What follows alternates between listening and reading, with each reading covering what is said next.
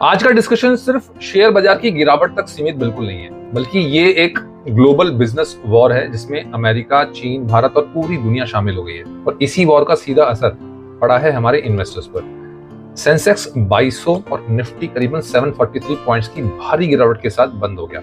अब इस भारी गिरावट की वजह सिर्फ एक नहीं है, बल्कि ये पूरी दुनिया में छिड़ी हुई आर्थिक राजनीति का नतीजा है। अमेरिका का टैरिफ बढ़ाना ये सही है या गलत, चलिए इसकी बात करते हैं। अमेरिका ने चीन से आने वाले कई प्रोडक्ट्स पर टैरिफ बढ़ा दिया और ट्रम्प की strategy make in America great again के नाम पर। इसके पीछे सोच ये है कि अगर इंपोर्टेड चीजें महंगी होंगी तो लोग लोकल सामान खरीदेंगे, डोमेस्टिक मैन्युफैक्चरिंग को बूस्ट मिलेगा। ये काम कुछ हद तक सही भी है, लेकिन इसका साइड इफेक्ट ये है कि इससे ग्लोबल सप्लाई चेन डिस्टर्ब हो जाती है। इंपोर्टेड गुड्स महंगे होंगे तो इन्फ्लेशन भी बढ़ेगा, एक्सपोर्टर्स परेशान होंगे, यानी जवाब में वो भी टैरिफ लगाएंगे।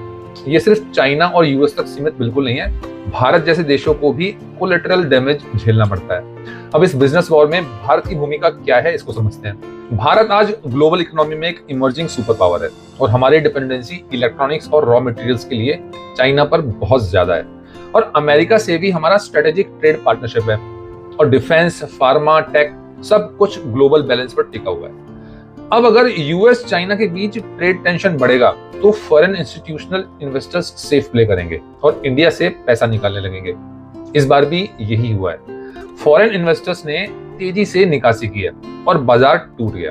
देखिए, यूरोप पहले से ही स्लो डाउन से जूझ रहा है। जापान और दक्षिण कोरिया अपने अपने व्यापार में कॉशियस हैं और सभी देशों की सेंट्रल बैंक्स इन्फ्लेशन को काबू करने की कोशिश में इंटरेस्ट रेट को बढ़ा रही है। ग्लोबल रिसेशन की आशंका जताई जा रही है और ये सब मिलकर मार्केट में डर पैदा कर रहे हैं।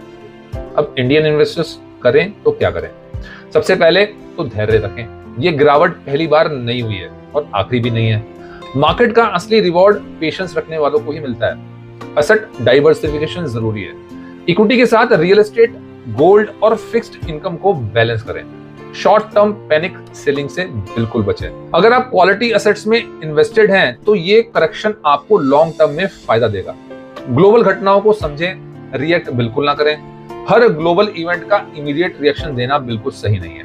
स्ट्रेटेजी बनाएं, पैनिक नहीं। तो दोस्तों, अगर आप भी इस गिरते बाजार में डायरेक्शन ढूंढ रहे हैं और कहां पर इन्वेस्टमेंट करें, किससे सलाह लें या रियल एस्टेट में सही मौके कैसे पकड़ें, तो हमसे बिल्कुल जुड़िए। वीडियो के डिस्क्रिप्शन में लिंक है, वहां क्लिक कीजिए और एक कंसल्टेशन स्लॉट बुक कीजिए। हम सिर्फ एडवाइजर नहीं है, आपके फाइनेंशियल सफर के साथी भी हैं। मिलते हैं अगली वीडियो में। तब तक याद रखिए, दुनिया चाहे कितना भी हिले, समझदारी से खड़े रहिए, तभी वेल्थ बनेगा। रियल एस्टेट विज्ञान से जुड़े रहिए। धन्यवाद।